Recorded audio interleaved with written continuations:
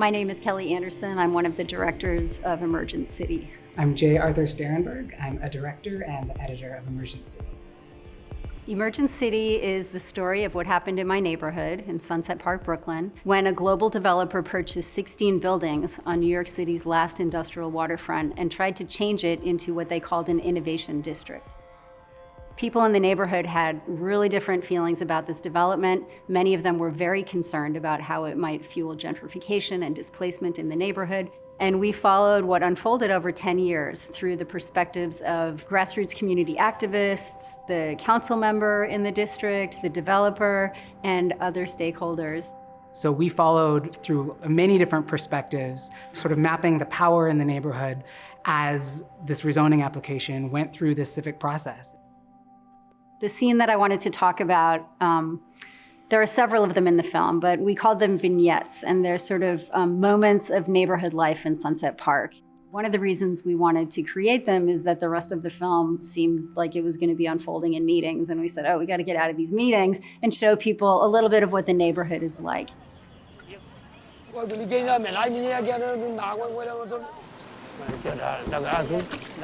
These are moments in the community, and we filmed them in a really particular way. So instead of grabbing a shot in a public space and not really talk to the person that we were filming, we approached people. We had people working with us who spoke the languages in the film, the Chinese languages and Spanish, and we would explain what we were doing. We would ask for their consent. They signed release forms. We would put a wireless microphone on them, and often the shots unfolded on a wide lens so that you could feel or hear them very clearly speaking.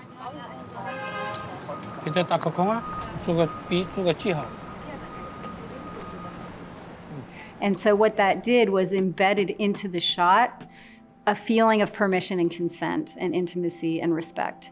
Everybody in the film knew that they were being filmed, and I think it communicates to the audience a different kind of filmmaking.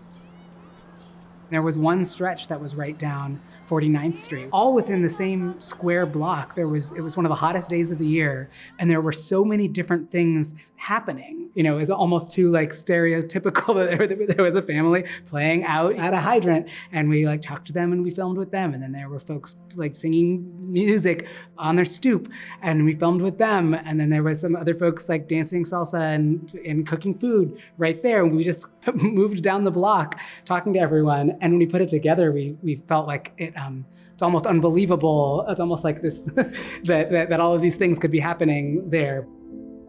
At the very end of the filmmaking process, we realized we actually really wanted to situate that street. So I think maybe the last shot we filmed in the entire movie was a drone shot moving overhead over that street that we overlaid animation, showing you that this was 49th Street, sort of pushing right in on it. So making it really clear that, you know, this is this one block, this one slice of life in Sunset Park.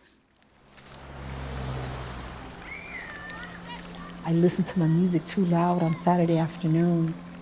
Like I had this one woman once, and it was a hot Saturday, and she said, "Can you turn that down, please?" And I said, "No, I won't do it. It's Saturday. It's not a weekday." She goes, "But it's loud." I said, "Yes, it is. Yes, it is." So yeah, it's New York City.